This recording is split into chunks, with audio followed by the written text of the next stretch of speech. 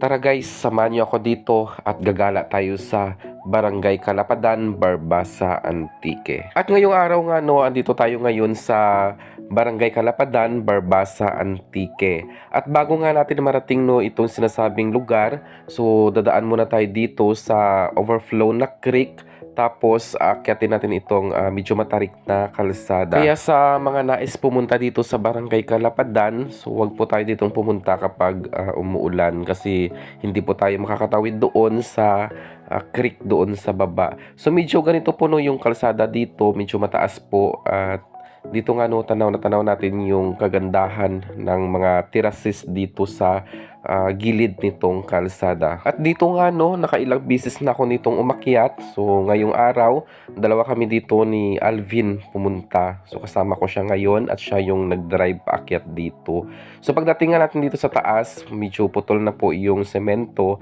Tapos ganito po yung inyong madadaanan na kalsada. Kaya po sa mga gustong pumunta dito, so advice lang po is kailangan nating magdubli ingat at kailangan na sa maayos yung ating dadalhin na motor or sasakyan paakyat dito. At dito nga sa taas nitong barangay, so makikita natin dito marami po dito mga pananim na gulay at sari-sari po, meron din saging at kamote.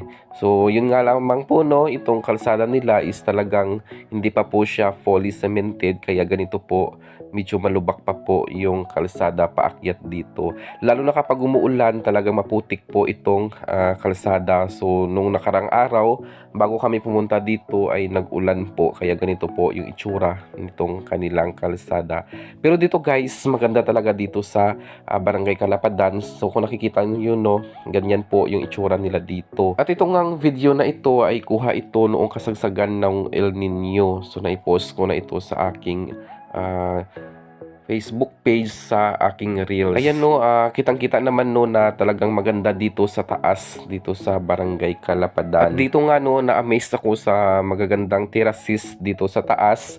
Kaya maswerte ako at nakarating ako dito. Pero nung umakyat ako dito is ako lang po mag-isa that time nung pumunta ako dito sa Barangay Kalapadan. At ngayon nga kasama ko ngayon yung isa kong kasama sa trabaho, si Alvin. At ngayon nga ganito na po yung itsura after po ng umulan dito sa Barangay Kalapadan. So medyo green na po yung kulay ng paligid.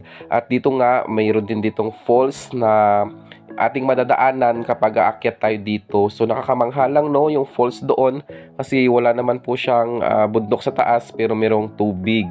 At ito po ang video din na kuha ko noong kasagsagan din ito ng El Nino. So ganito po yung itsura nitong barangay proper nitong Barangay Kalapadan.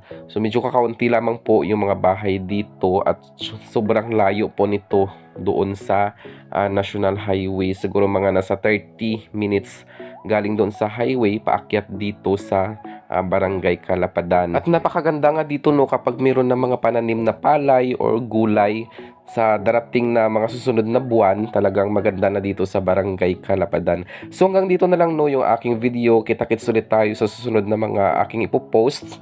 Kaya maraming salamat po sa patuloy na suporta, sa pag-like at pag-share sa aking mga video na ina-upload sa aking Facebook page at saka sa aking YouTube channel. Kaya sa muli, maraming salamat po at sana huwag kayong magsawa sa panunood at pag-like at pag-share sa mga ina-upload ko pong mga video sa aking Facebook page at saka sa aking YouTube channel.